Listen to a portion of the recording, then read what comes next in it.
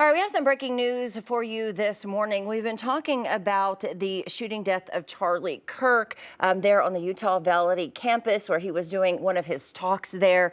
We've been talking about ever since then. This happened yesterday. There's been a manhunt underway. Yeah, it's honestly amazing that there's still someone out there who did such a horrific act. And they just actually had a live press conference. Our 5 News reporter, Emily Moss, she listened in and she has the latest. Good morning, Emily.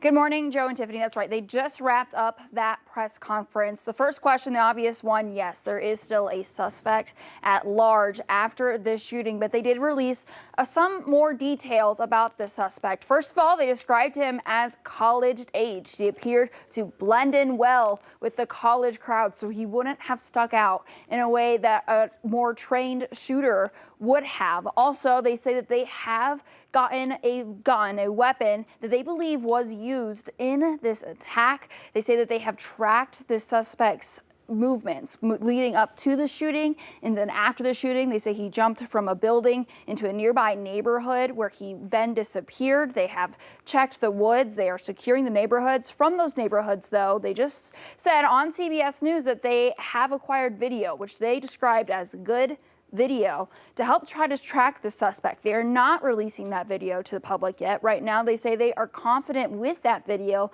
They'll be able to make their own identification of him without needing to use the media's help, but it is possible that they're going to change their mind at some time in the future. An update on Kirk and his family. Authorities have spoken to Kirk's family. They say that right now his body is in FBI custody, and they are hoping to get it released to his family by the end of the day because of the tragedy of this situation. Another important note from today's press conference, they opened up talking about those suspects, those people of interest that we talked about earlier in the show that were arrested in connection to the shooting.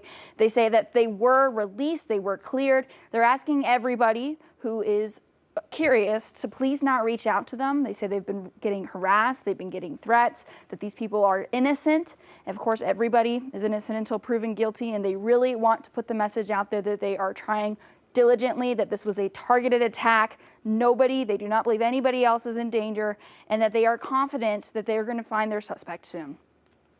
Okay, hey, thank you so much for that, Emily. That's a lot that happened coming out of this press conference. We've been waiting for that information. It looks like they're learning a whole lot more. This investigation is advancing at this time. Well, and I think it's a shock to many people that they do believe that the person was college-aged, because it did seem like it could have been a hired attack just with how accurate the shooting was and how no one else was hit. And so it's going to be interesting as all this comes forward. Of course, stay with us.